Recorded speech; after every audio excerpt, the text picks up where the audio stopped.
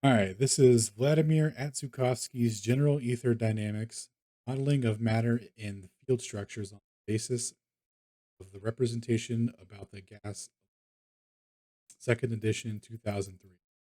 So this is published in Russia. This is an ether physics book going over the, see, I'll just read the table of contents because it goes over the history of the crisis of modern physics, goes over the history of the ether and ether physics, basically, and how it acts with material world. So let's see here. So we got chapter one, the methodological crisis of modern physics. Brief history. Chapter two, a brief history on ether. Chapter three, methodological foundation of ether dynamics. Four, the structure of ether. Chapter five, structure of gas vortices and their environmental interactions. Chapter five, nucleons and the atomic nuclei. Chapter six, atoms, molecules, and matter. Chapter 8, electromagnetic phenomenon. Chapter 9, light. Chapter 10, gravitational interactions. And Chapter 11, ether and cosmology.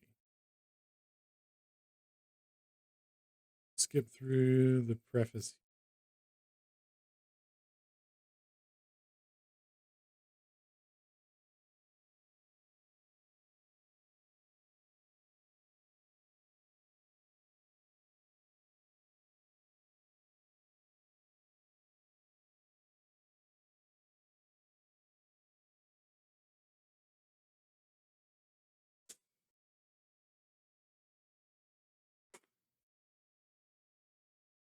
So this is from the Russian perspective. Um, this will be what they. This is their writings on. This is their take on what's. Chapter 1, the methodological crisis of modern physics. 1.1, crisis of physics in the late 19th century and the physical revolution of the 20th century. As it is known, at the end of the 19th and beginning of the 20th centuries, there was a crisis in physics. This crisis was expressed in the fact that in the process of realizing the consequences to which the provisions of the so-called classical physics, recognized by all, led their contradictions with reality became clear. So they're saying every like the maximum capacity that they could understand classical mechanics heading to an end. They had figured out all they could, and then they were just starting to contradict themselves with new stuff that they were putting forward to let's see, or within to explain phenomenon within the confines. Thus, the extension of Newton's law of universal gravitation to the whole universe led to the Newman-Selinger gravitational paradox, according to which at any point of finite space the gravitational potential is infinitely large, and this cannot be. The notion of infinite space led to the photometric paradox of Ubler's paradox, according to which at any point of the firmament a star should be observed, the whole sky should shine, but this is not observed. Finally, the beginning of thermodynamics led to the Clausius thermodynamics paradox, according to which all temperatures in the universe will one day equalize. A process, all processes will stop. The heat death of the universe will occur. If the first two paradoxes were still somehow tolerable, the third paradox caused a general panic, and it did not occur to anybody at all that these consequences are only consequences of the incompleteness of actual knowledge. So yeah, so these paradoxes come out of mechanical motion. How it experiences entropy and all that. Heat can't perpetuate forever; it dissipates. Um, equalizing, it's returning to its rest state. So that, and then on top of that, there was the great infinite gravitational potential. That's very cool. I've never heard of this paradox. We'll have to look this up later. Then we got your boy Ubler's paradox. So any star should, if we see it, it should take up the whole sky because it should be a giant beam. And it shouldn't just be a little tiny point that we see. The distinction there being that the explanation to the solution to this, air quotes, the solution to this paradox is that the space in between us and that and the distant stars is expanding at 4 times the speed of light. So we'll never see the giant uniform uh, light across the sky. It'll just be the dot forever. That's why they need expansion for that reason exactly. And he's saying that if you make assumptions about the universe and build stuff upon that, theories about that, you're gonna lead. You're gonna end up uh, with paradoxes and contradictions and stuff, and that the problem goes back to the fundamentals of what you assume, and it's not like everything you assumed isn't correct, right? Saying you got to go back and re-examine. So at the end of the 19th and the beginning of the 20th century in physics, there were a number of discoveries that did not fit into the ideas of classical physics. X-rays, radioactivity, electrons, inconsistencies of black body radiation distributions, presence of the nucleus in the atom, presence of nucleus in atoms. Then there was a general confusion. But instead of recognizing the incompleteness of the generally accepted theories, physicists followed by the way of denying matter itself and preferring mathematical abstractions or abstract mathematics to it. So yeah, ignoring the physical mechanism to facilitate the energy transfer necessary to produce the effects they say that the space-time coordinate system does. They got rid of that medium and said, no, it's the mathematics of the coordinate system that does it in the secondary corrections that we apply. In 1909, Lenin's book, Materialism in Criticism, was published. Extensively literature is devoted to the analyzing their extensive literature is devoted to the analysis of this widely known work. Recalls that some provisions expressed and substantiated by Lenin in this book. The development of science of the 19th century showed that the limited nature of the physical picture of the world that existed until then. The revision of the number of concepts developed by the former classical physics began. The revision of a number of concepts developed by the former classical physics began, whose representations, as a rule, stood on the positions of spontaneous, unconscious, often metaphysical materialism from the point of view of which new physical discoveries seemed inexplicable. This was because classical physics proceeded from the metaphysical identification of matter, which certain and very limited ideas about its structure. When it turned out that these ideas did not correspond to the data obtained by experience, then instead of clarifying their incompleteness about the ideas and the essence of matter, idealist philosophers, as well as individual physicists, began to prove the inconsistencies of materialism, deny the objective value of scientific theory, and then the scientific theories see the purpose of science only in the description of the phenomenon, except and then see science only in the description of the phenomenon. Yeah, crazy, man. Then it pointed out that the possibilities of idealistic interpretation of scientific discoveries is contained on the very process of cognition of objective reality generated by the very progress of science. Wow, that dude, for sure.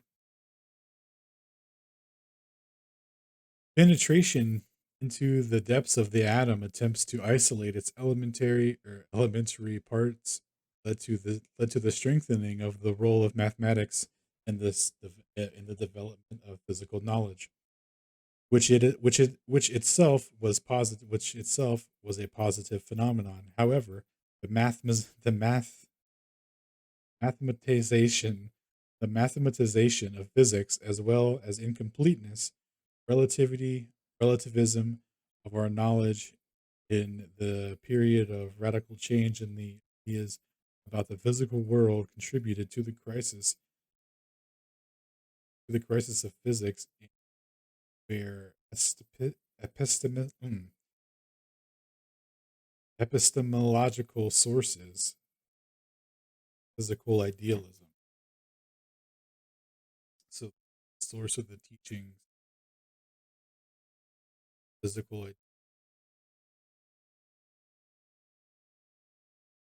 In the condition of the crisis situation in physics, idealist philosophers made an attempt to oust materialism from natural science, to impose their explanation of new discoveries on physics, to reconcile science and religion. According to the figurative position of Lenin, the new physics went went mad in idealism mainly because physicists did not know dialectics. Physicists did not take into account the necessity to clarify their ideas about the structure of matter, and instead preferred to out simply throw matter out of the theory and replace it with abstract mathematics. Yeah, they didn't know dialect. Crazy. They only knew how to communicate through abstract mathematics. Very nice. Physicists, as Lenin rightly noted, matter has disappeared and only equations remain. Yeah, your boy Lenin, he knows what's up. Smart dude. Because scientists have actually abandoned the ideas about the physical essence of the phenomenon, the model ideas about the structure and the motions of the matter which constitute the essence of any physical phenomenon. So yeah, they're all wrapped up in the orbital mechanics of it and the space in between them. Lenin pointed out that in his work that modern physics lies in labor. It gives birth to dialectical materialism.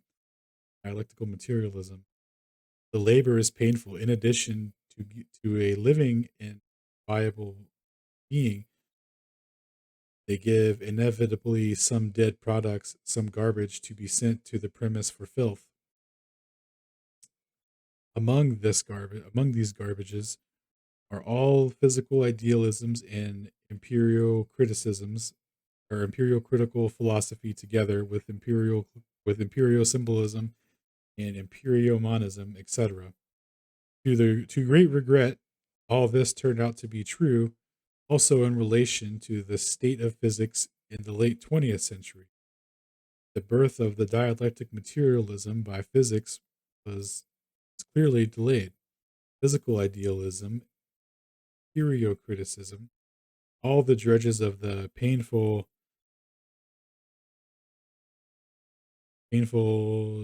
genre genre of physics, which Lenin warned about, blossomed lusciously. It can be argued that all of Lenin's criticisms of theoretical physics in the late 20th century have fully retained their significance in relation to modern theoretical physics in physics in the second half of the 20th century. That's a fair quote. I'll fuck with that. What was the philosophical basis of this situation? Today, it can be argued that the philosophical basis of the crisis in physics in the late 19th and early 20th century was the dogmatism of the physical theory, the so-called classical physics. It fetishized several well-studied laws of nature and became deadlocked whenever these laws led to incongruities, or as they are commonly called, paradoxes. It did not set itself the task of understanding the inner essence of the physical phenomenon, but limited itself to the external description, i.e., phenomenology. Dang. Yeah. Let's see.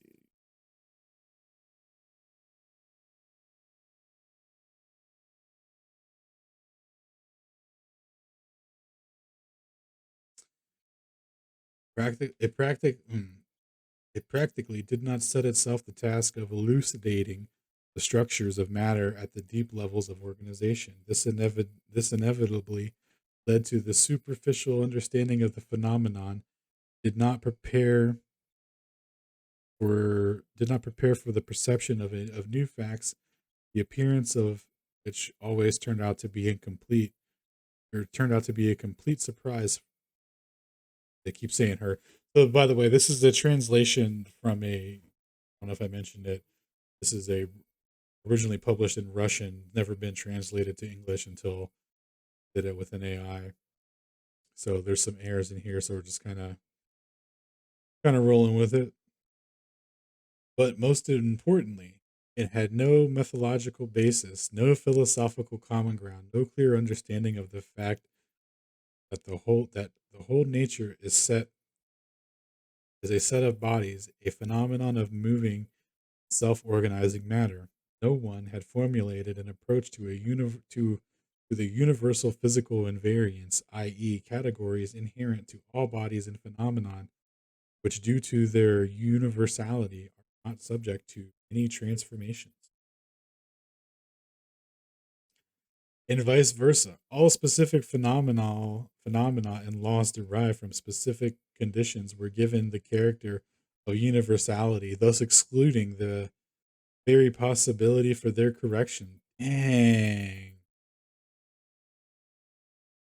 Wow.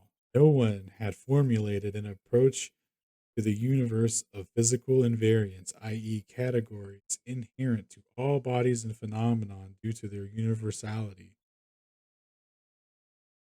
not subject to any transformation. Wow. So he's saying that no one that they hadn't thought, like, if it's a law of physics, you can't transform it, and transfer verifying it through transformations meaningless, including the bare possibility for the correction. Yeah, because if you ever had to correct it or change it or find out something new, you could never change it. Newton's law of gravitation is universal. The principles of thermodynamics are universal. Maxwell's equations of electrodynamics are absolute truth. And the confirmation of the prediction of the particular phenomenon made these laws unquestionable. Meanwhile, any formulaic expression of any phenomenon is at its best a first linear approximation to what actually exists, to only and only in terms of what the of what the goal of research is. Deepening into the essence of the phenomenon will inevitably reveal its nonlinearity, and setting a different goal will simply lead to a different form of the description of the phenomenon.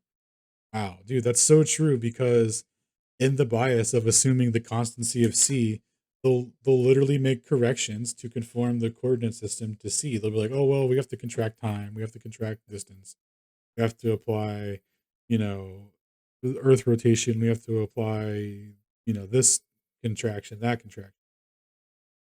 That's exactly what they do with it. And they do it based on that bias of how they are already interpreting the world. And that was what your boy Lennon was apparently saying. Like, you give them the lens of interpretation, by all means, they'll calculate into oblivion.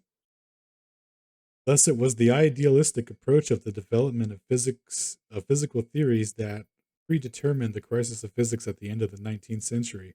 But instead of changing the very essence of methodology, physicists followed a further path of abstraction from reality by introducing postulates, i.e., provisions formulated on the basis of ingenious conjectures and infinitely applicable to the whole world and all phenomenon. What an absolute banger of a critique. What a well worded critique.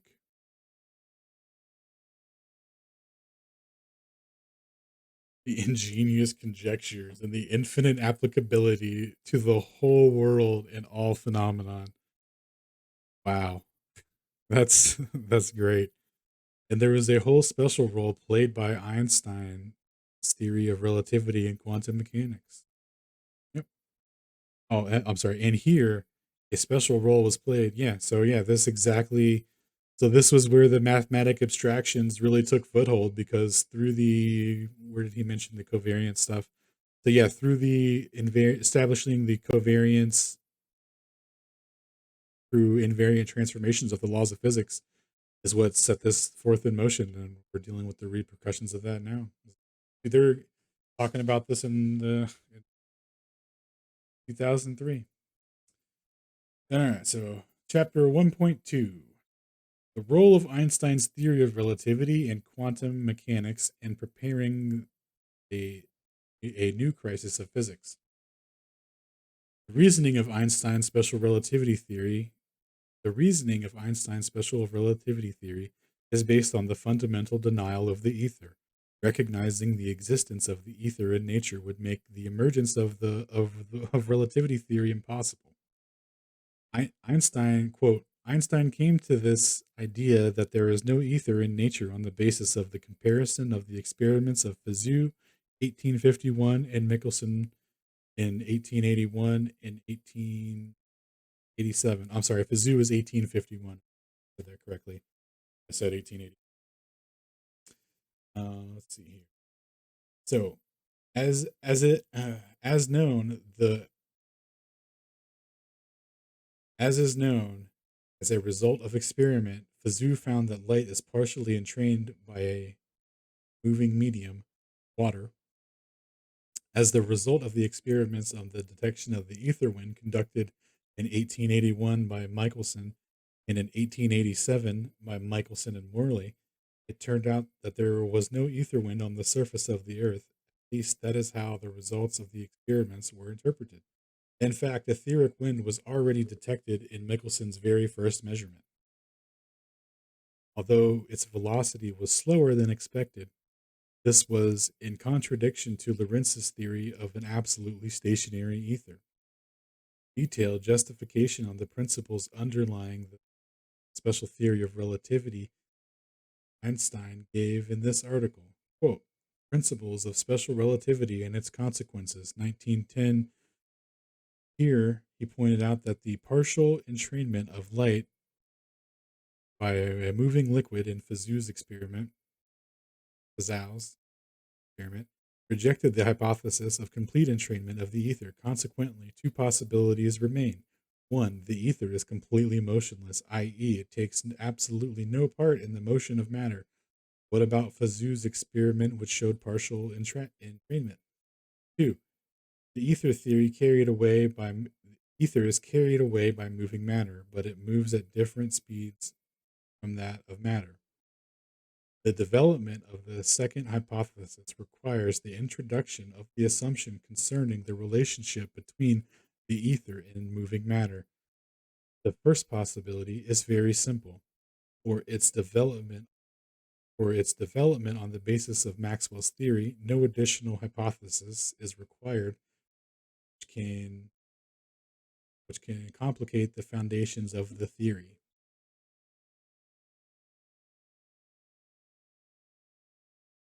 So yeah, what we're talking about here is, so Einstein was saying that, based on the fact that in the Fizeau experiment, the speed of light seemed to be affected because it was traveling through a medium. And in the Michelson-Morley experiment, where they say that the fringe shift pattern was supposed to be five fringes, where they only produced one fringe, they said, well, actually, no fringe was produced, and that this is actually a null result, and that the fringe was produced by experimental error, so they mathematically canceled it out, and they said that that was the justification for saying that the speed of light is invariant. So this is what Einstein based his ingenious conjectures on for his postulates of special relativity, that being that the speed of light, or I'm sorry, the first postulate is that all inertial reference frames are equally valid and that there is no preferred, and two, that the speed of light in a vacuum is the same for all, is invariant, and is independent of the source or the observer. Vacuum. I don't know. But anyway, so those are his first two postulates upon which he builds his framework, his two ingenious conjectures. So he's saying here that to be in alignment with Maxwell's equations. So Maxwell's equations, there was the permittivity and permeability of the medium in which the electromagnetic wave was propagating through was accounted for. That would show a fluctuation in the variance of speed. He's saying that, um, logically speaking, if Fizeau's experiment showed a variance in c due to a medium, and Michelson-Morley showed no fringe shift pattern, no variance in the speed of light, then there must not be an ether. Now, keep in mind, this was in reference to the orbital velocity of Earth. So this wasn't just measuring the ether. This was basing it. This is a twofold experiment based on the assumed motion of Earth, its place in the cosmos, and that's how they were going to use that as confirmation through the ether. So this was a twofold experiment. That's why they had a prediction of fringes, of how much fringe would equal, how much the velocity that would be. And they only measured just over one fringe. So they measured about 5.5 kilometers to 7.5 kilometers. And those kilometers, by the way, is just their framework of interpretation of the velocity, because when you don't apply any second order corrections to that fringe shift pattern to say that it's linked correction, just do a what's it called, when you like, for example, when you use GPS with a range measurement equation, or when you use the circular or linear derivation for the Sagnac effect provided by Wang in 2004, you can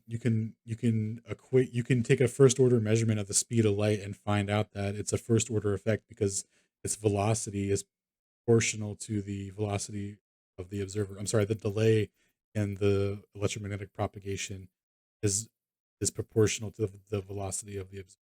So that's huge for um, debunking special relativity, because the speed of light is supposed to be the same in all reference. It's clearly not. You can, like I said, so you can, using those math equations, that will reflect that and show an invariance. So when you plot that against sidereal time, you'll find that it matches the sidereal rotation relative to the latitude with no corrections necessary. So the distinction there is that the globe says that this is due to Earth rotation, but what Wang showed in 2004 with his experiment linearizing the Sagnac effect using a conveyor belt and a linear interferometer, canceling out any effects of so-called Earth rotation, he showed that the speed of light is dependent on the direction which it is propagating, and that there's a preferred direction. So light propagating east to west is faster than west to east. And this is all, etheric effects, and this is what was hidden through the Lorentz transformation in the Michelson-Morley experiment, because Michelson-Morley experiment, Michelson-Gale experiment, and Sagnac experiment are all the same interferometry experiment. You can't have Michelson-Morley applying a second order correction to it to say that the length contracted and time contracted to meet the speed of light to produce contraction that when corrected correctly matches the what would need to be for the speed of light to be measuring the orbital velocity, but then not be able to reflect that same measurement in Michelson-Gale in GPS with a range measurement equation. Because the Earth, when the Earth is rotating into its orbital velocity, you would absolutely have to account for that effect. The linear speed would be added. The fact that it's not shows that there's only one speed that's going on, and it's from the sky. It's the rotation of the sky. So anyway, sorry about that little rant. That's just to clear up what we were reading there and get it all into perspective. So a lot of this book, we're going to be reading about stationary ether with respect to a rotating Earth and Earth's velocity and all that stuff. So a stationary Earth and rotating ether and stationary ether and rotating Earth are literally just coordinate systems. So they obviously interpret it through a coordinate system that favors the heliocentric model, and we interpret it obviously through a stationary Earth with respect to an ether wind.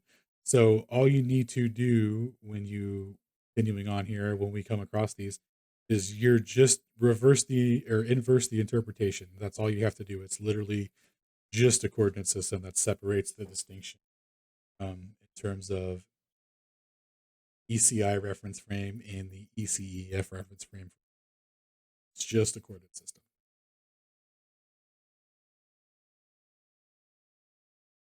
All right, so continuing on here. Let's see. Pointing out further that Lorentz's ether theory of a fixed ether is not supported by the result of experiment and thus is a contradiction. Einstein concluded that it was necessary to abandon the medium that fills the world space, for he believed that it is impossible to create a satisfactory theory without rejecting the existence of the medium that fills space. The rejection of the ether gave the author of special relativity the opportunity to formulate five and not just two postulates as usually considered, postulates on which special relativity are based. One, the absence of the ether in nature was justified only in that the grounds of recognizing that the ether leads to a complex theory while denying that the for a simpler theory. Two, the postulates of relativity.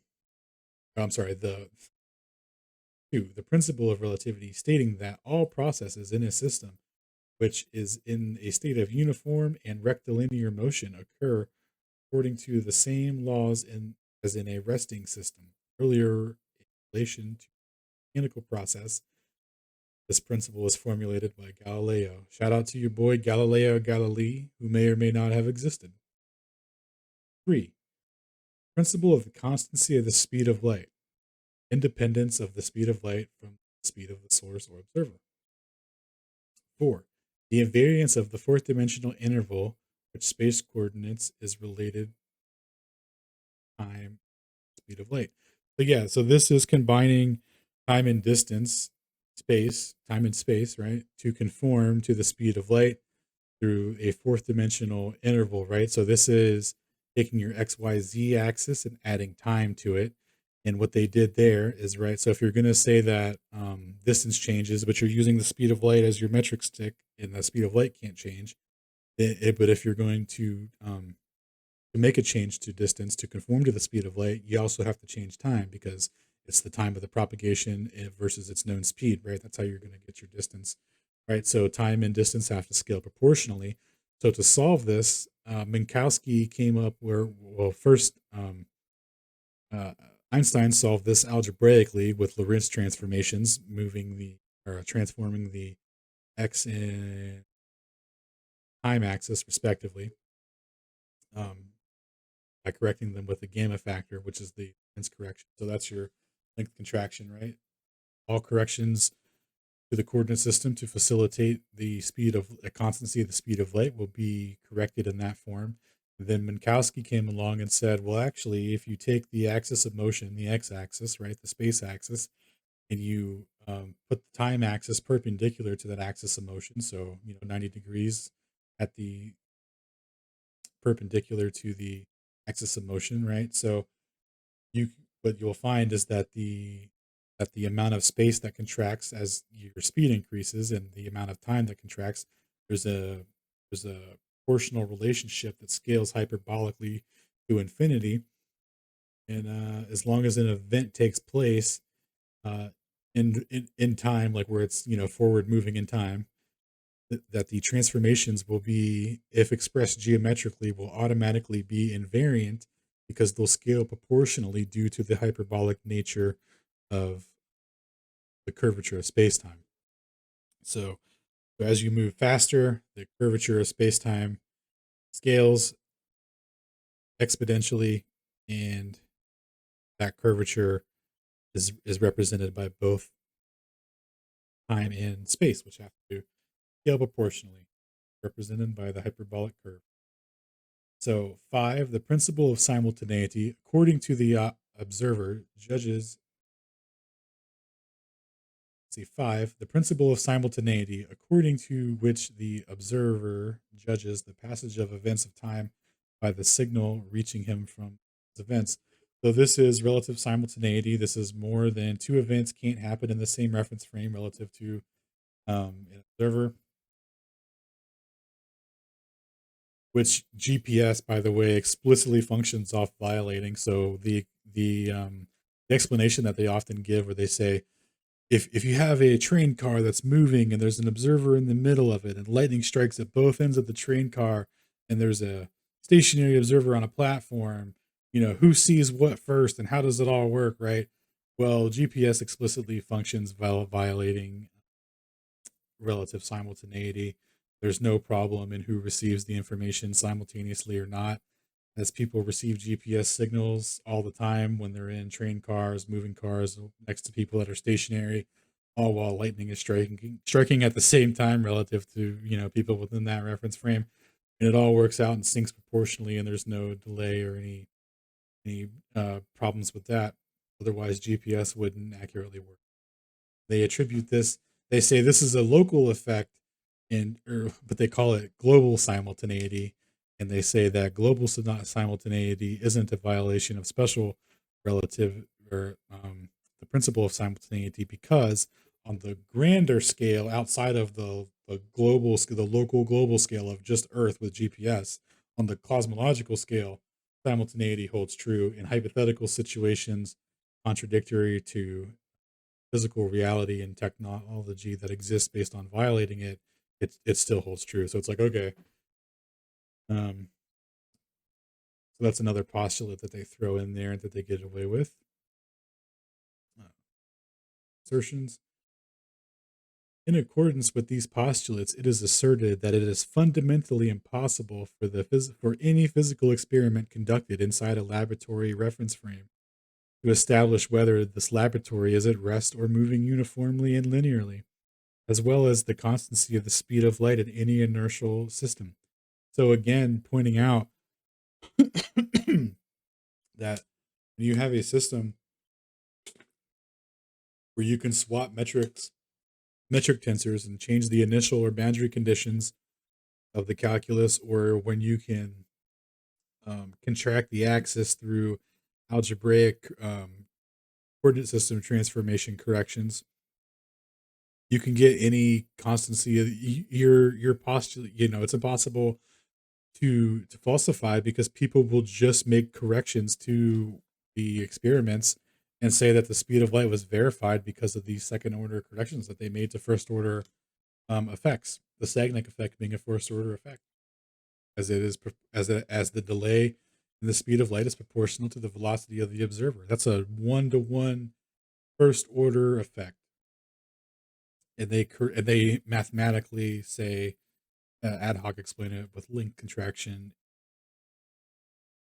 Sorry, it's not going to fly anymore.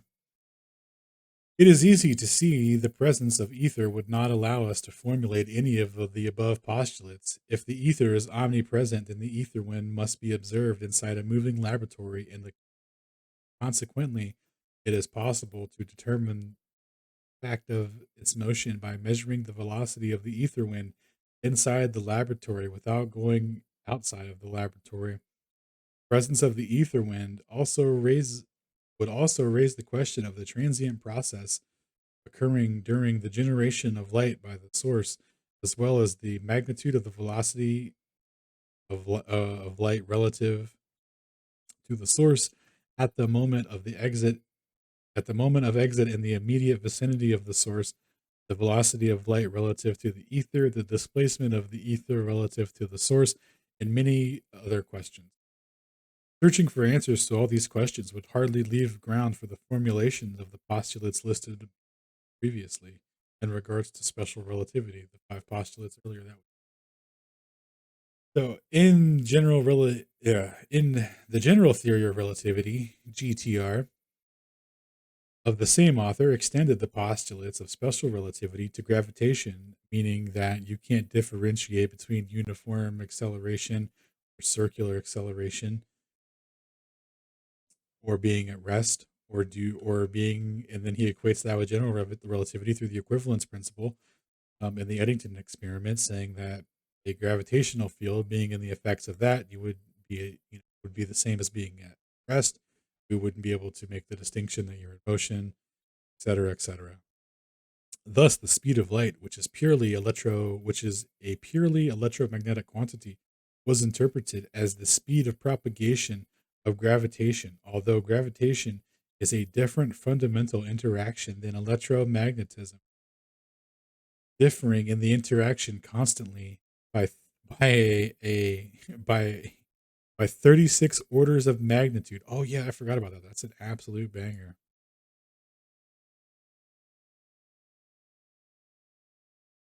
Let's see.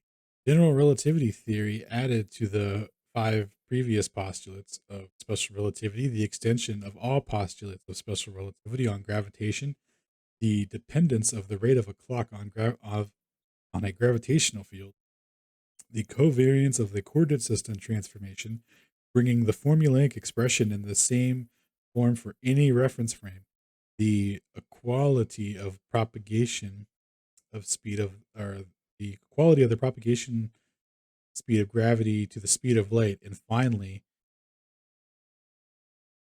the presence in nature of the ether. About the latter, Einstein in his works Ether and the Theory of Relativity 1920 and in On the Ether, or I'm sorry, and On Ether in 1924 expressed himself quite differently. According to the general theory of relativity, the ether exists. Physical space is in quote from Einstein. Physical space. Oh no, this the whole thing's a quote from Einstein. I'm sorry. So, quote from Einstein: according to the general theory of relativity, the ether exists. Physical space is inconceivable without the ether. That is how it is.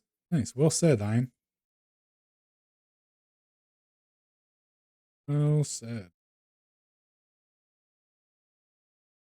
All right. Without examining in detail all the reference later, because I know it's going to come up later and I'll need it handy for the two citations. Okay. Without examining in detail the circumstances related to the criticisms of the logic and construction of the postulates underlying Einstein's theory of relativity and the so-called experimental evidence, it's cut off due to movie coordinate system transformation.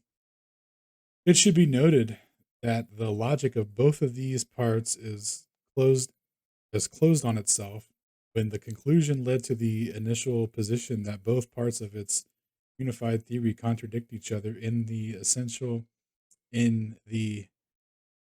for them to question the existence of the ether. Special relativity asserts the absence of the ether in nature, and general relativity says that it does, it presents it, and that neither or general relativity have any have have any experimental confirmations. Never had any. Have any have any experimental confirmations, and never have. Yeah, absolutely. So yeah, all their confirmations are second order corrections to first order measurements, and the Eddington experiment was completely fraudulent. So they got nothing, man. All these confirmations are either elementary, explained at the level of ordinary classical.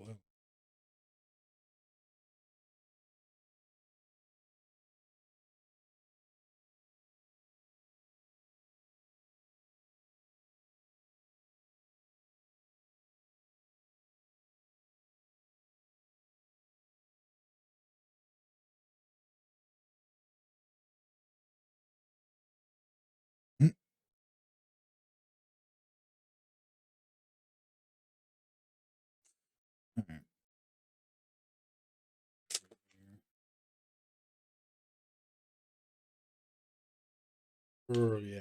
Quiz.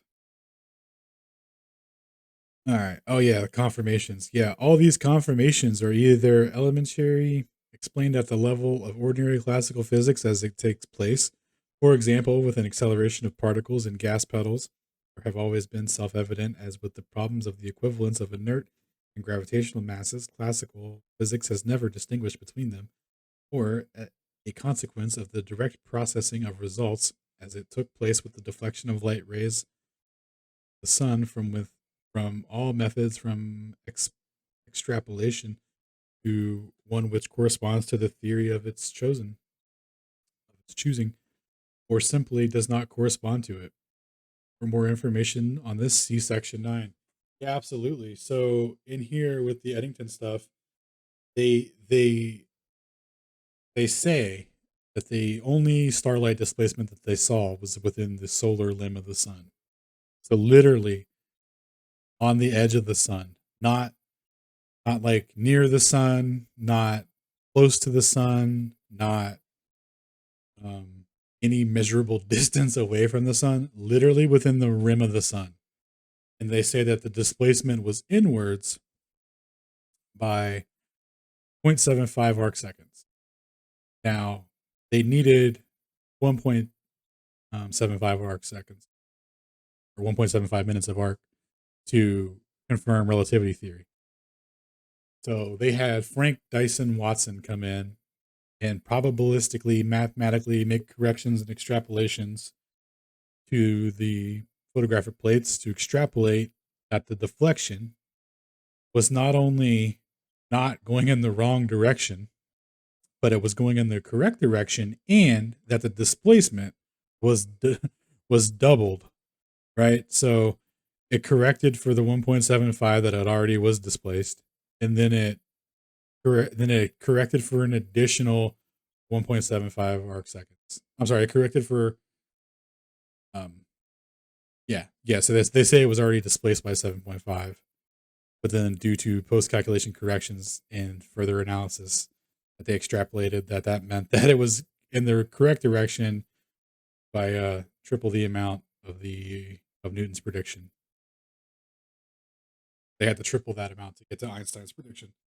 So very cool, very cool. And then those two photographic plates that survived of the 16 that Eddington took don't exist anymore. And the 16 that Cromlin took at the same time, all of those still exist, and all of those show a displacement, um, allegedly, right within within the Newtonian agreement. But they say that those aren't valid because of the temperature differential when the eclipse happened caused the apparatus of the telescope they were using to take the pictures with that the temperature differential caused the contraction within the apparatus. So all of those measurements are completely nulled, and only the two that Eddington got are the good ones that show relativity theory. So now that we've established that's completely made up, and the only reason and the only mechanism that they had to jump into or to reify relativity and extend uh credibility to special relativity, which was failing consistently through the interferometry experiments of Dayton Miller, Michelson-Morley, Michelson-Gale, Sagnac, and others, just repeatedly failing. So this was to like hand wave dismiss all that and wrap everything up in a nice bow.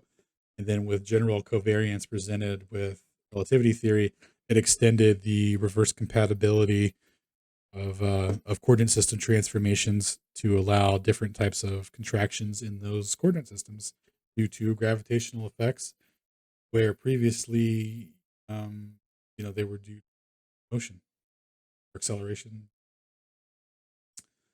Okay, let's see.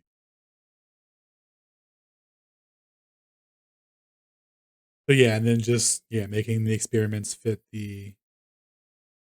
making the results fit the postulates of relativity by making the corrections to make the speed of light fit. All right. The special theory of relativity from the moment of its creation is based on the false idea that the experiments on the ether wind, which were conducted by Michelson-Morley or by Michelson and his followers in the periods of 1880s to the 1830 or from a period from 1880 to 1933 was was not found that the special theory of relativity was formed the moment of its creation. Special theory of relativity from the moment of its creation is based on the false idea in the experiments on the ether wind, which were conducted by Michelson and his followers in the period of 1880 to 1933 was not that the ether was not found ether wind, which was to be observed on the surface of the earth due to its movement in the orbit of the sun. Then the concept of Lorentz was checked. This concept was put forward by Fresnel in the beginning of the 19th century. According to the all penetrating ether was absolutely motion according to the theory which all penetrating ether was absolutely motionless in space. The conducted experiment gave the results, but there never was a zero result. So like I was saying earlier, they predicted that the fringe pattern would be much higher due to the velocity earth traveling ether, that there would be a greater resistance, fluctuation due to that speed falls from that velocity, and there was a displacement detected, but just not a predicted to verify the heliocentric model to say that the Earth is in fact orbiting around the sun, because you could make or models from an Earth-centered position, heliocentric, geocentric, neotectonic system where you have the planets moving around the sun, and it explains all sky phenomenon, all indistinguishable from each other, et cetera, et cetera. This was to be the first order measurement of that model. This was supposed to be the confirmation of it. These interferometry experiments, and all they were showing was that there was a sidereal rotation, and that when you went to altitude, as shown by Michelson and Galev and a couple other people, can't remember off the top of my head, who reproduced Miller's work, found that when you go to altitude, you get higher readings, thus concluding that the translation of motion is coming from the sky. And without making any other corrections or assumptions, just applying the sidereal time, you get you get it meets the prediction within 98% accuracy. So it's as first order as it comes. To then turn around and say all this stuff about Michelson-Morley with second order effects is just crazy talk. It's actually crazy that we let them get away with all this.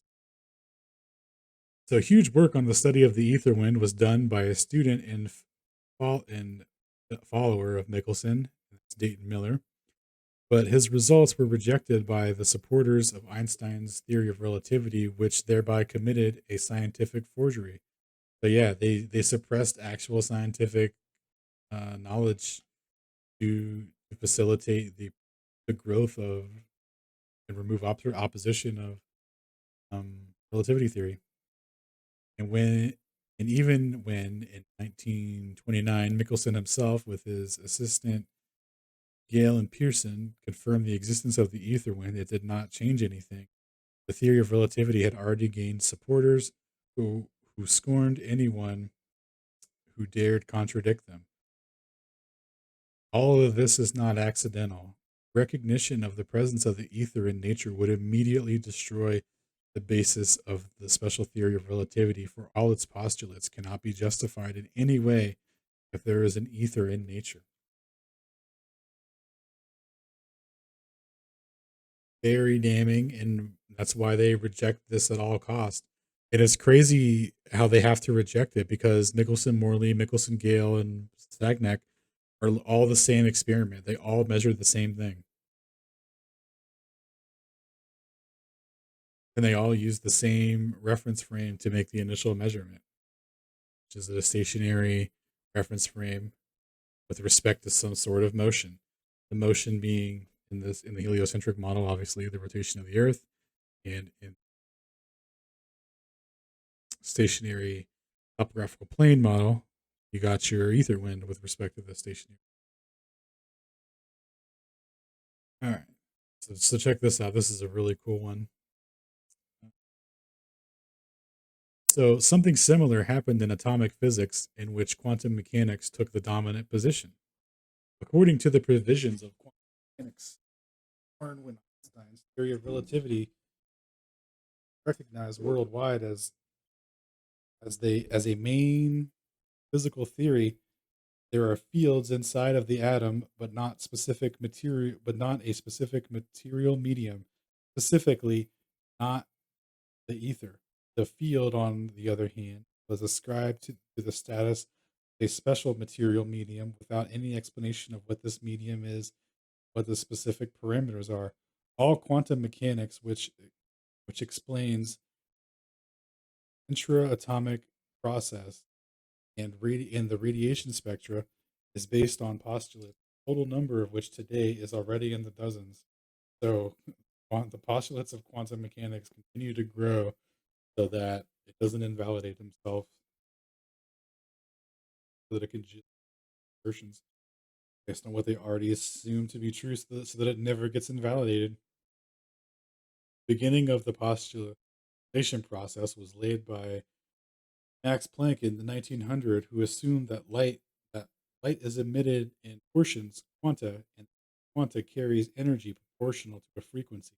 This position was soon confirmed by experiments, which gave grounds for the widespread use of the new postulates. And by the way, his postulates, right, are fundamentally flawed. Read about that in the I can't remember the name of the paper. I'll look it up real quick, actually. And I got your boy, yeah, right here.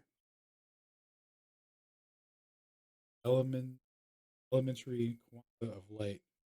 So yeah, right here she goes over how Planck's solution to the black body radiation curve was that it was from a data set that was 1 second interval. So Planck's equation H equals HV or VF or something like that. H equals VF. Since there's no time equation, since there's no time variable in that equation, everything by default is bound to 1 second, and that has huge implications for how they try to quantify the physicality of photons and these particles that exist and stuff like that.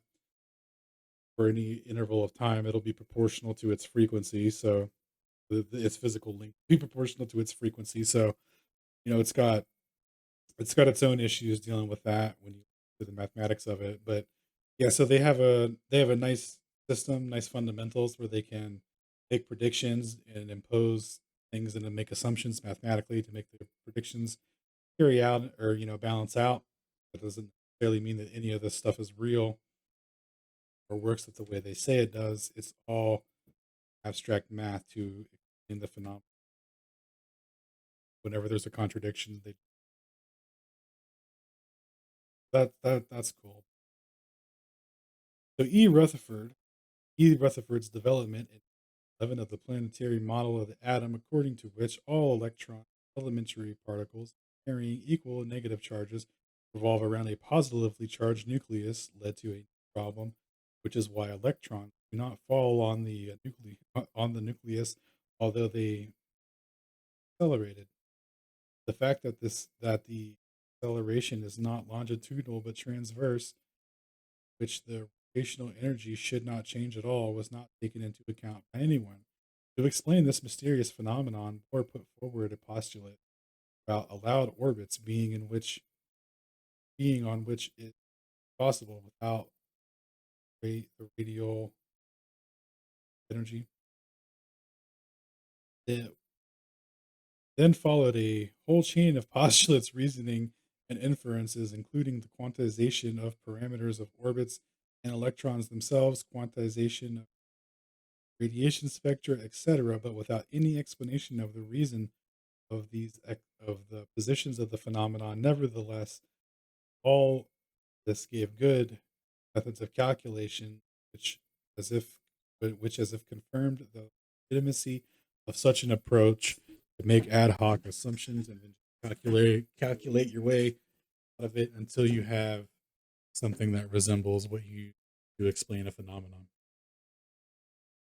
It is curious that Schrödinger, who developed his famous equation, proceeded from the usual mechanical model of oscillation of a material point a potential field, i.e., from the model of a ordinary mechanical pendulum, placing, however, the usual description of the oscillation of the pendulum through amplitude period by the description of the same oscillation through the change in the difference of total potential energy. Of course, the ensemble of such points located in space have been treated as a mass density, which was emphasized by some researchers, for example, by Madelung. However, instead of the physical notion of mass density, a mathematical notion was substituted. Probability density of finding an electron at a given point in space. Thus, the very possibility of the attempts to find the internal structure of an atom and mechanism of the atomic phenomenon was excluded.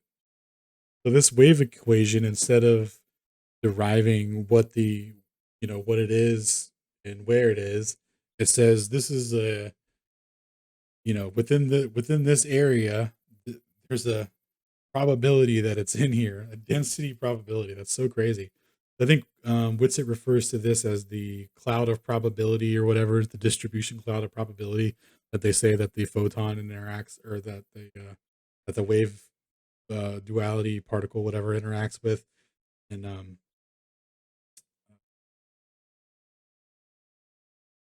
that they can never really know where it's at, but they can calculate where it might be. So like this is what he's saying. Like he took a classical wave mechanic formulation to explain wave and its location and all that, and was like, nope, it doesn't have a location. This is where it may or may not exist hypothetically. Should you or should you not open the box and find the cat is dead and or alive at the same time? Thus, the very possibility of attempts to find the internal structure of the atom and the mechanism of the atomic phenomenon was excluded. So yeah, this, no attempt to further dive into what's going in or how it's interacting. Got this cloud of probability. It must be in here. Figure it out. The absence of the absence of the ether in nature also here played an extremely negative role in the possibility of understanding the structure of the atom and the cause of the atomic phenomenon. The equation of recognition or denial of the ether in the 30s and 50s Soviet science and Soviet science discussions took place, spilling out to the pages party press, first of all in the pages of the journal under the banner of Marxism, now renamed Questions of Philosophy. These discussions touched not only the ether proper, but also problems of Einstein's relativity theory, as well as the old problems of action at distance. So again, circling back to that time variable in these equations, similar situation in equations for gravitation, in action at distance. The point of view according to which no intermediate medium is needed for all for the transfer of the interaction of energy at a distance.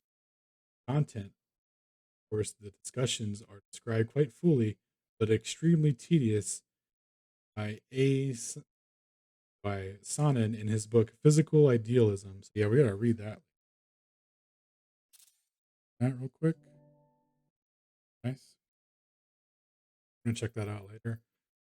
Read about the critiques of Einstein because it'll be interesting to see. So after the fall of the Soviet Union, when the money dried up and nobody was getting special funding and state mandated research and all that stuff, and they were like free to go re-examine and critique what they had been taught and re-figure out, relearn everything. They put out all these works. So we're going to be re-examining these and get some legitimate critiques to relativity that have been suppressed. Not that there aren't good critiques out there now, but we're going to examine the history of what we're not told and see a different side of it through what was you know what came out of country the when the influence to adhere to a direction of physics wasn't there, and they were able to figure out things themselves. Point of view of the existence of the ether in nature. the incorrectness of Einstein's theory and the unsuitability of the principle of its principles. In the 30s, the viewpoint of action at a distance without an intermediate medium was defended by Professor Timirozav and uh, Littleton, Litlin, Idolin, Idolin, Zadolin of Moscow State University, academician Mikhaskimov and philosopher Coleman, and the academician electrician Medikovich Leningrad, point of which the point of view of relativists, supporters of Einstein's theory of relativity, who categorically deny the ether and recognition of the possibility of action at a distance, was expressed by the physicist of these guys and a whole team of Russian guys try to figure this out. Boyle Landau, recognize him from Landau Lifshitz, probably. And the discussion was held on the pages of the journal under the banners of Marxism. The opposing ideas in the discussion of the 1950s were represented by Itkovich, practicing electrical engineer, and Krenkel, a theoretical physicist. For a number of reasons, wrote Mitkovich,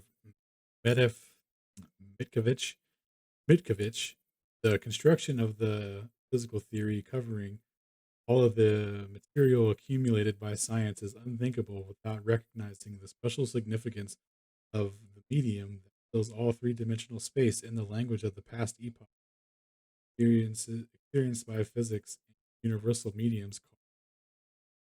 Franklin objected to him. I do not deny the validity of the idea of a field as a certain reality.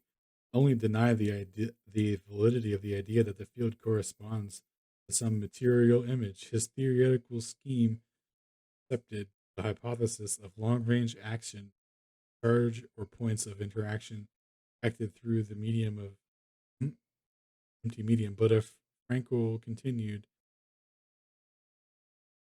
EF by the presence of a process called electromagnetic field is not satisfied and requires the preservation of the carrier process, which Faraday's Maxwell's ether. The modern physics response to this with a decisive no.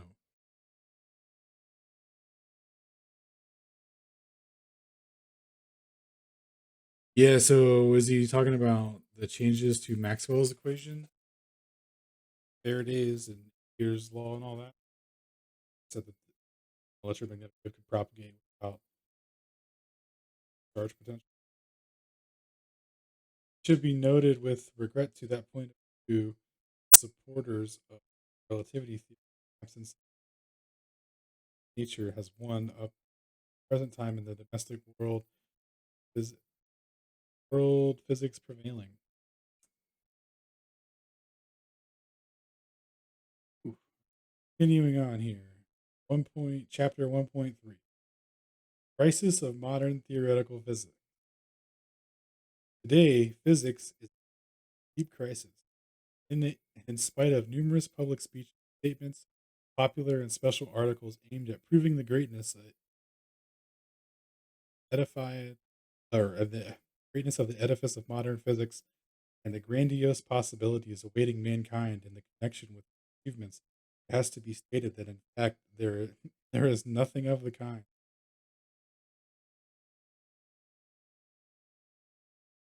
Numerous attempts to unite the basic fundamental interactions on the basis of the existing concepts in mind were practically unsuccessful. The great unification about which theoretical physicists have been trumpeting for many years, the main goal of physics, understanding the nature, or physics, understanding, bringing that understanding of nature, has not been created.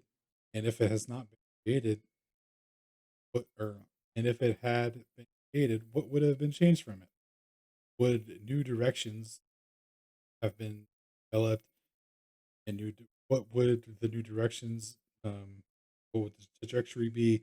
What new devices would technology would emerge?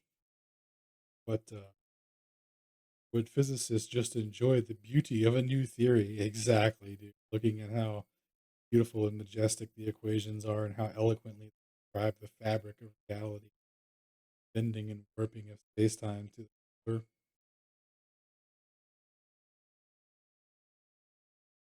The number of the discovered elementary particles of matter has long been out of sync with with complete certainty. Their structure long ago, no one is surprised or amused by the discovery of another one. This is in 2003.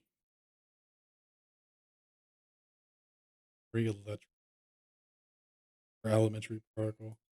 Very nice.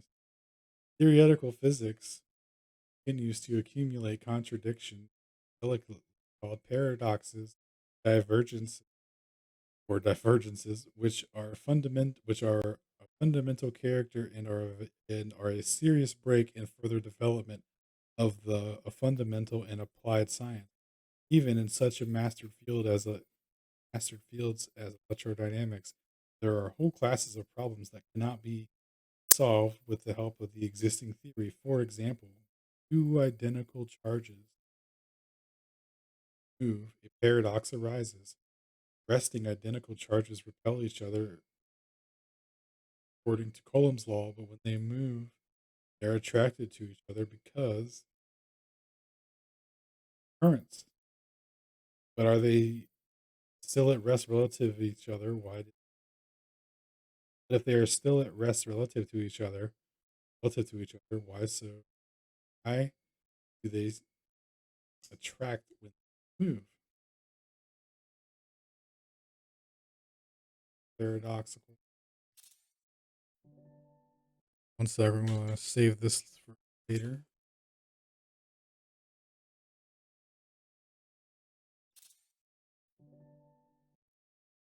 Such difficulties existing in most areas of physics are not, as it is commonly believed, objective difficulties in the development of cognitive activity, misunderstanding of the essence of process, preference in phenomenology, i.e., external description of the phenomenon to the detriment of studies of the internal mechanism, essence of the phenomenon, inevitably rise to all these difficulties. Today it is clear that Today it is clear to many that both the theory of relativity and quantum mechanics and its modern presentation lead researchers away from clarification of the essence of the phenomenon, replacing the understanding of the essence of external superficial description private based on some private postulates. It should be noted, it should not be surprising, therefore, this approach is becoming less and less productive. The limited research direction resulting from such methodology not allow not allowed to find out the deep process of nature naturally. In fact, many essential factors in theoretical studies are not taken into account and unused. The phenomenological method entrenched in science increasingly shows its helplessness. Generally accepted mathematical tendencies of a theory of relativity and quantum have acquired a status of absolute truth, and all other new theories are checked for with them, which are disregarded when and they are disregarded when there is such confusion. So true, bro. However, this is not superfluous to recall the trivial fact that every single physical phenomenon has an immeasurable set of properties. For a complete description of even a single phenomenon, it is necessary to have an infinitely large number of equations. It is, and in no case can be assumed the equation we deal with today describes the phenomenon in any complete way, be it Schrodinger's equation for the phenomenon of microcosm, Maxwell's equations for the electromagnetic field, Newton's law, air quotes, of universal gravitation, the requirement of the fundamental laws, mathematical descriptions should become a regular working matter, flow of infallibility, which today which sanctifies a new or sanctifies a few initial should be removed. Yeah. In this connection to this appropriate in this connection, it is appropriate to call those last state exceptional empiricism, which allows itself to think at best calculation, imagines if it created with provable facts. In reality, it operates mainly with traditional ideas, mostly outdated products of thinking mostly the outdated products of thinking of its predecessor. The latter serve as a basis for mathematical calculations because of the rigor of mathematical formula. The hypothetical nature of the assumption is easily forgotten. Empiricism is no longer able to correctly depict facts because the imagination because the man, because the image in them bathed with traditional associations. That's a great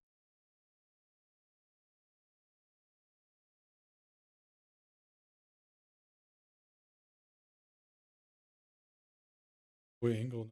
So,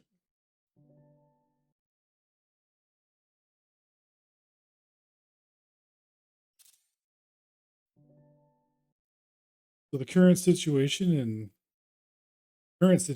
theoretical physics, the accumulation of contradiction, disunity, and differentiation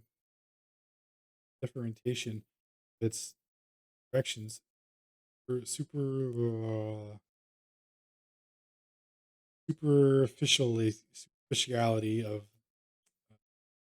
superficiality of descriptions and phenomenon lack the understanding and deep essence of the phenomenon.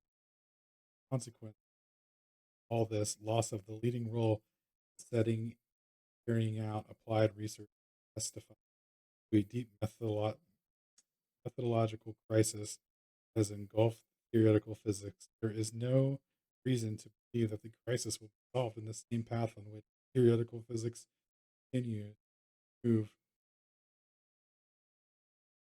the path of creation ended Niles Bohr. Crazy ideas, i.e., when everyone has stopped understanding it all, method of the modern fundamental theoretical science have long been exhausted and have become a break in the development of the productive forces that is force or of nature by man. For a long time said theory of relativity, I'm guessing I don't said about NTR, scientific and theological revolutions of atomic weapons, nuclear energy have been created, flights to space have been mastered, numerous materials have been developed, and the most complex computing machines, robots, etc., have been created.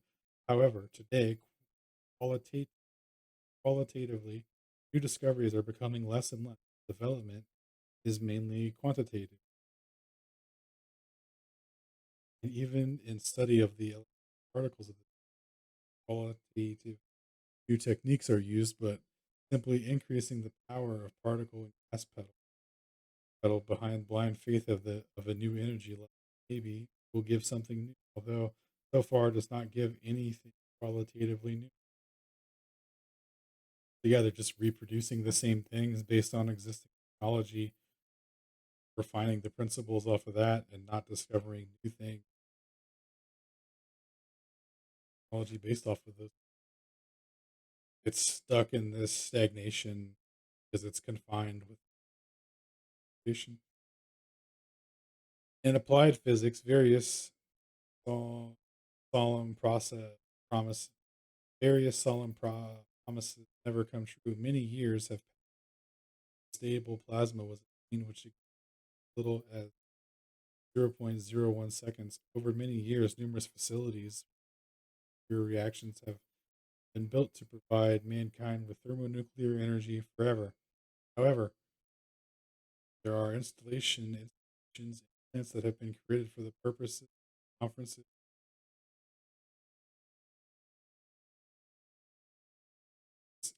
No,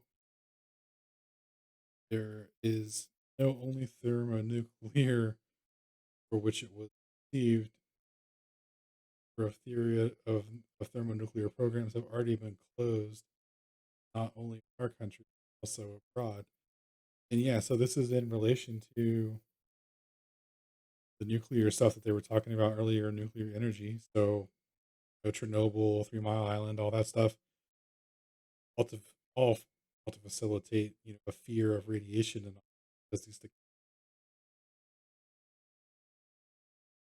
and that anyway. Um, yeah, he's like, why do we have these nuclear plants that don't provide the resources that they were originally conceived to do?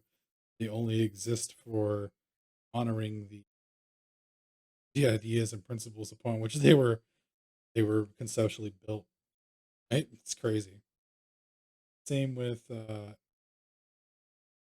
kinetic hydrodynamics.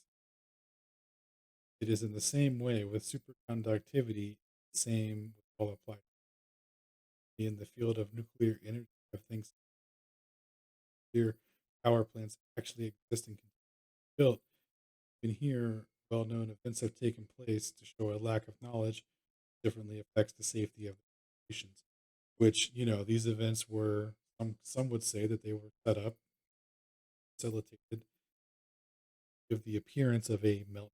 Oh, the one in Japan too, I forget. Right, that one. They do one every couple of years. Show everyone like, oh, we can't have them everywhere, guys. Like, there'll be a big meltdown, and everyone will die. We can only have select shut them down. And fundamental research in the physical sciences based on recognized ideas has incredibly heavy burden. Suggests that physics say so economic crisis. However, the main sign of crisis in methodology, modern fund becoming less and less able to applied science, solving the problems of practice. Presence of the paradox, presence of paradoxes, absence of is mean is existence already exhausted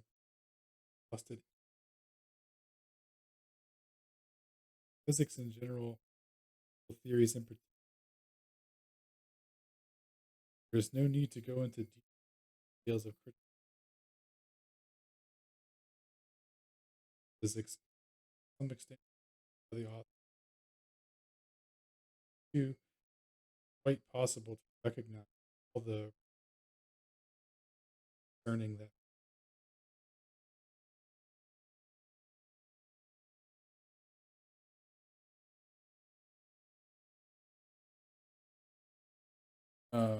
were confirmed at the end of the 20th century. Buried there. Absolutely. The provisions of modern theoretical physics, flagrant contradiction, dialect, dialect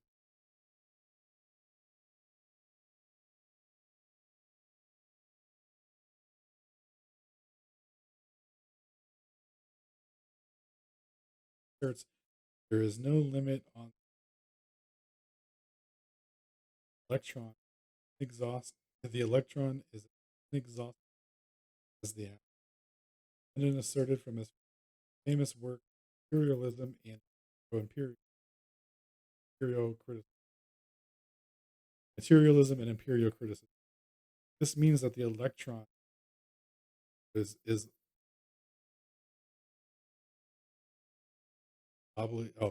means that the electron is obligated to have a structure, material basis of which building that some materials building material has motion. Its parts interact with each other. The same applies to all particles of.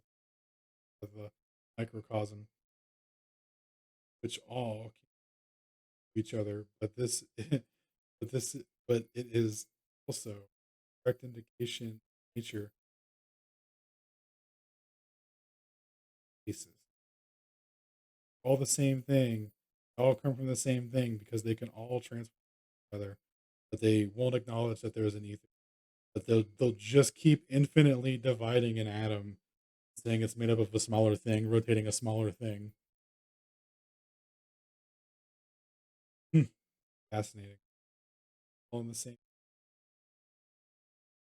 building material contained in the whole of space because experiments have shown that force field vacuum in the world of space are able to earth the elementary particles. Thus the thus results a physical experiment directly present presence of.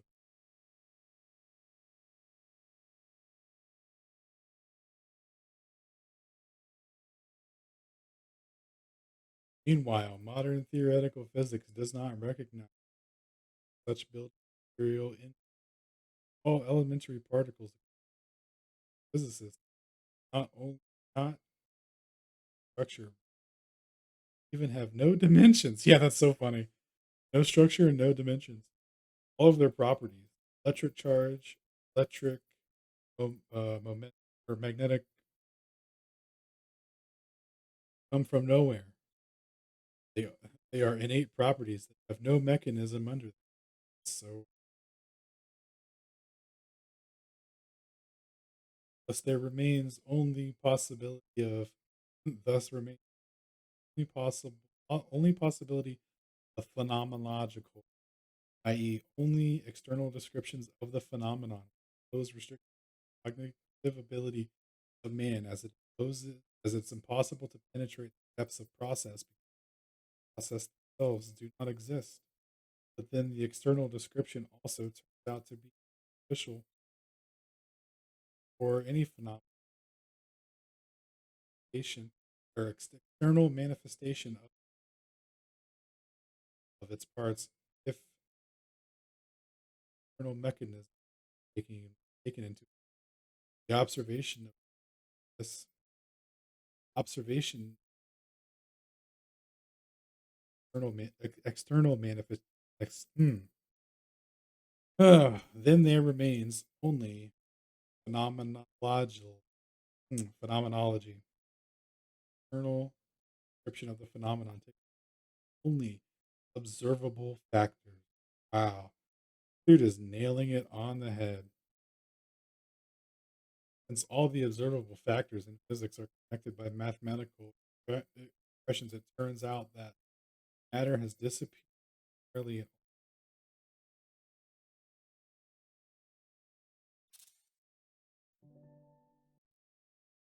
When the guy's spitting facts, he's dialectical materialism asserts the eternity of the universe, uncreated indestructible nature of matter, space, time, and motion. Einstein's theory of relativity asserts the beginnings of the universe when it was created as a result of a so called Big Bang, which claims that prior to this, Big Bang was nothing at all.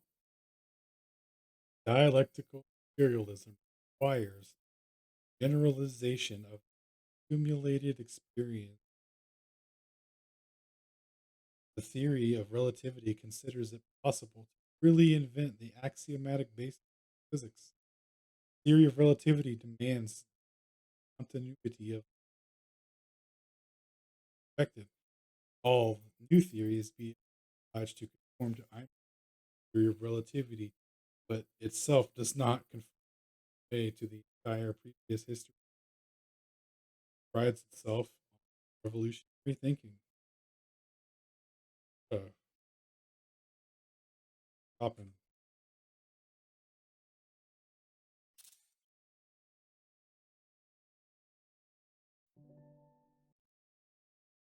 Dialectical material.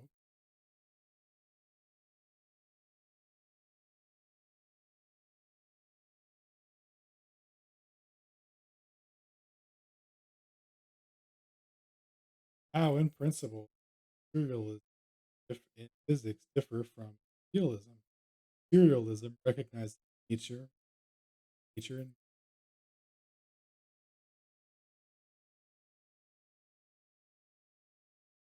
space in secondary. If found, if yeah, it is found that any contradiction in theory, then the materialist is forced to change the theory in accordance with the realist rejects the facts happened happened in relativity theory. Classical physics, faced with new facts, had considered but by no means to abandon the materialistic approach of the philosophical efficiency of physics led to the fact that physicists literally burned house physics, everything at the mercy of abstract mathematics, which began to represent itself in physics and philosophy first itself. Matter disappeared and became abstract.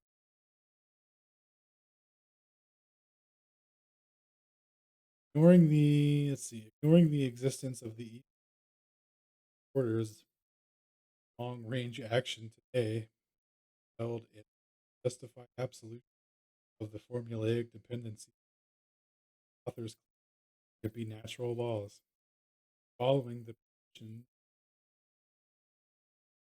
following such position, fundamental question about the possibility of fundamental laws, which is wrong in the sense any formulation approximate any, form, any formulation approximate real reality. The idea of long action at distance has been received, which we action is exist or not. Physics abandons its role to investigate abstraction, which has nothing to do with real nature. Thus, fundamental science basis theoretical physics have been in deep crisis for many years. External science crisis are no new. Yeah,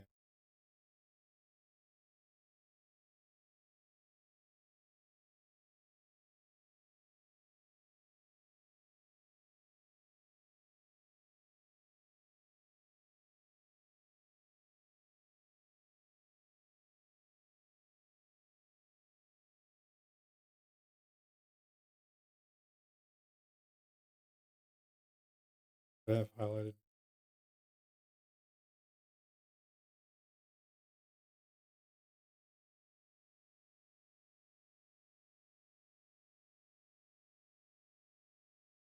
All right, here ignoring the existence of the ether in nature, it supports. Thus, modern fundamental science and its basis theoretical physics, is in deep crisis for external signs of crisis. No new discoveries except for the discovery of many numbered elementary particles, by which have already been several hundred, from 100 to 2,000, at the high cost of facilities built, such as the Supercov gas pedal, the house tunnel 20 long, 6,000 magnets, tens of tons, all entangled in pipelines, which liquid helium must run. Tomahawks designed to produce controlled fusion, however, ramping results vision by capacity for, capacity for physical instance, complete misunderstanding of the structure of actual actual satiation, actual satiation of basic sciences, sciences, practical problems created sectorial research. Yeah, right. So like, yeah, privately funded enough to solve problems doesn't actually help any fields of science that have not been that are not only separated from basic science is outpaced it. Matter is a decisive. In addition, are the possibility with space theory understand electricity and magnetism, gravity and nuclear energy, and others. Physicists prefer to generalize the phenomenon. Thus, consciousness is postulated, or ideas or postulated head matter. Facts, if facts do not theory that is corrected as the materialist is the started story just regarding how the not the fact what is what is only the story of discarding the results of the covered by Michelson followers. Facts didn't, or the experimental results didn't fit the theory, so they got rid of the results. Mathematicians, i.e., a way of describing. Oh, I'm sorry, mathematics, i.e., a way of describing ways of describing very superficial model of the laws of physics, nature, process, its opinion or nature have no internal mechanism. Yeah, so they just invent things that have no mechanism, like dark matter. It just somehow influences gravitational acceleration and deceleration to not affect the orbits, but to speed up things in such a way it doesn't rip them apart. What's your mechanism? Well, it only interacts within the gravitational field, doesn't interact with the electromagnetic spectrum. Okay. What's your evidence for that? Or evidence is that we would be wrong of our interpretation of the massive galaxies and how fast they're moving and all that. Okay. Theoretical physics justifies concepts directly contrary to materialism, such as the Big Bang Theory, i.e., creation of the universe. So it is stated that the dialogue itself is obsolete. This is not an accident. Or all this is not accidental, but predetermined the by very by the very methodology of modern fund head of field head, and its head field of theoretical physics.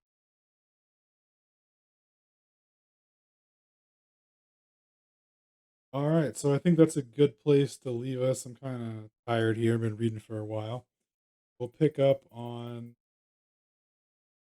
section chapter 1.4, page 30, next episode.